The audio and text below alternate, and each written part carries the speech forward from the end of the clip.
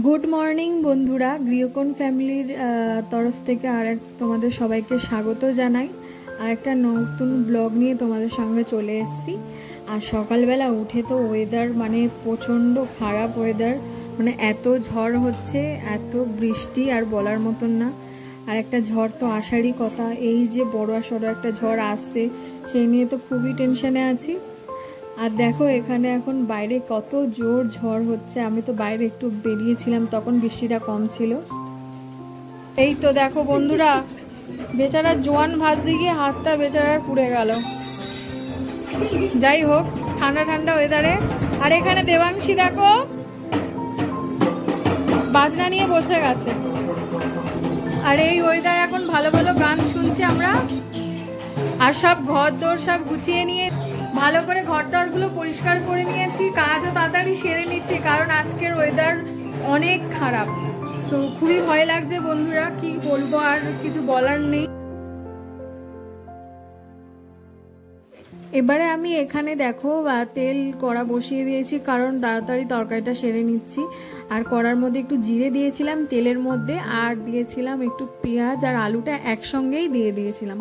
কারণ কি বলতো বন্ধুরা, একসঙ্গে পেঁয়াজটা যেহেতু আমি আগে দিয়ে ফেলেছি, ওই জন্য আমি আলুটা আর পেঁয়াজটা একসঙ্গে দিয়েই ভাজা করেছি। কারণ পেঁয়াজটা যদি একটু বেশি ভাজা হয়ে যায়, আলুটা পরে দিলে পুরো পেঁয়াজটা পুড়ে যাবে। তো তার জন্য দেখো কালো জিরে ফোড়ন দিয়েছি, একটু কাঁচা লঙ্কা, পেঁয়াজ আলুটা ভালো করে আমি একটু ভেজে নিয়েছিলাম। এবারে এর মধ্যে দিয়ে দেব কিছু কেটে রাখা একটু টমেটো দিয়ে একটু ভালো করে ভাজবো।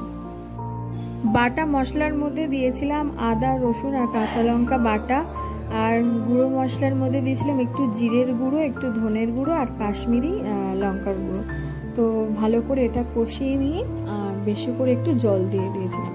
আর খুবই ভালো হয়েছিল, হালকা পাতলার মধ্যে একটা কাঁচা মাছের আলু দিয়ে ঝোল, টমেটো ধনেপাতা দিয়ে আর কালো জিরে দিয়ে, এটা একটা অসাধারণ টেস্ট হয়েছিল খেতে। তো দেখতে থাকো বন্ধুরা।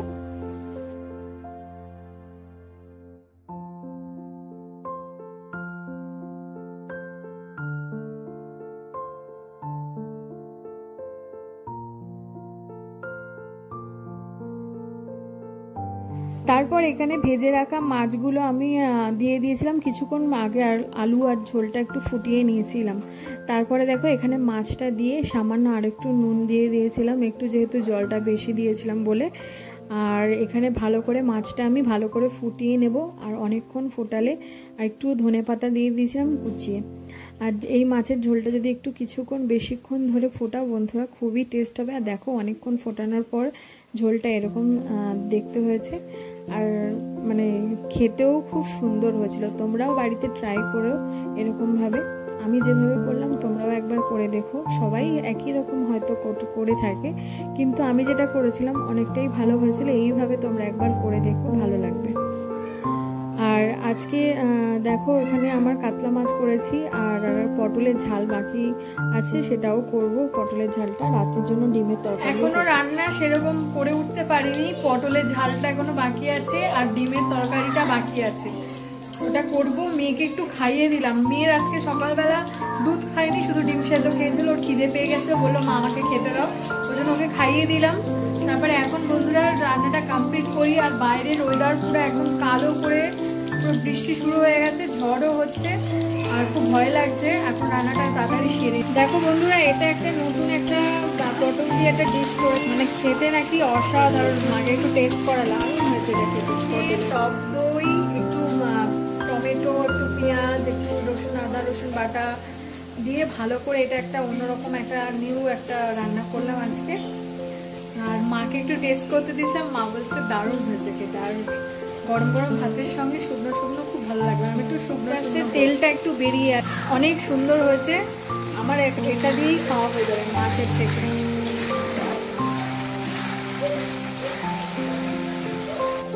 তোমরা হয়তো দেখে বুঝবে যে আমি প্রত্যেকটা তরকারিতে কাশ্মীরি লঙ্কা ইউজ করি। আজকে কাশ্মীরি লঙ্কাটা শেষ হয়ে গেছে, আর ওই জন্য আমি কাঁচা লঙ্কা দিয়েই করছি। কিন্তু কাঁচা লঙ্কা দিয়ে মানে দুর্দান্ত হয়েছে, দেখতেও ভালো লাগছে, খেতেও সুন্দর হয়েছে।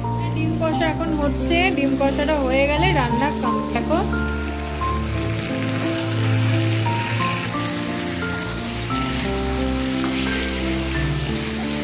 আর বন্ধুরা এখানে দেখো ফাইনাল রান্না আমি এখানে পটলের ঝালটা আর মাছের তরকারি আর মায়ের আমার হাজবেন্ডের রয়েছে, ভাগ্নি মেয়ে খেয়ে নিয়েছে। আর এটা রাতে হচ্ছে ডিমের কারি। খেতে বসলাম দুপুরে, মায়ের আর আমার হাজবেন্ডের বেড়ে নিয়েছি, দুপুরে লাঞ্চ এখন করতে বসলাম। আর দেখো কি কি নিয়েছি, ভাত আছে, পটলের ঝালটা নিয়েছি, আর এখানে হচ্ছে মাছের যে ঝোলটা করেছি। আর এখানে দেখো মায়ের আমাদের বেড়ে নিয়েছি। তারপর বন্ধুরা দেখো এখানে যে জোরে ঝড় হচ্ছে, আমি একটা আম কুড়িয়ে পেয়েছি। তারপরে ভাবলাম যে আমটা আমি কি করব, তারপরে ভাবলাম যে বাইরে থেকে বাগান থেকে গিয়ে একটু কিছু লেবুর পাতা নিয়ে আসি। আর এখানে দেখো লেবুর পাতাটা আমি নিয়ে আর আম লেবুর পাতা নিয়ে সব বসে গেছি। আর আমটাকে আমি ভালো করে ছাড়িয়ে নিয়েছিলাম, ছাড়িয়ে নিয়ে আজকে ভেবেছি আমটাকে আমি মাখা করব। তো এখানে ভালো করে কেটে আমটাকে পিলার দিয়ে ছাড়িয়েছি, সেই পিলার দিয়ে পাতলা পাতলা করে আমটাকে কেটেছিলাম। আর খুব ভালো হয়েছিল আমের আম মাখাটা। তোমাদের কেমন লাগলো সারাদিনের ব্লগটা অবশ্যই তোমরা জানাও। আর ভালো লাগলে অবশ্যই লাইক কমেন্ট আর আমার চ্যানেলটাকে সাবস্ক্রাইব করে দিও, আমার চ্যানেলে যারা নতুন সদস্য। আবার একটা তোমাদের সঙ্গে নতুন ব্লগে দেখা হবে। তো চলো বন্ধুরা আজকে ভিডিওটা এই পর্যন্ত, আবার নেক্সট ভিডিওতে দেখা হবে। চলো টাটা।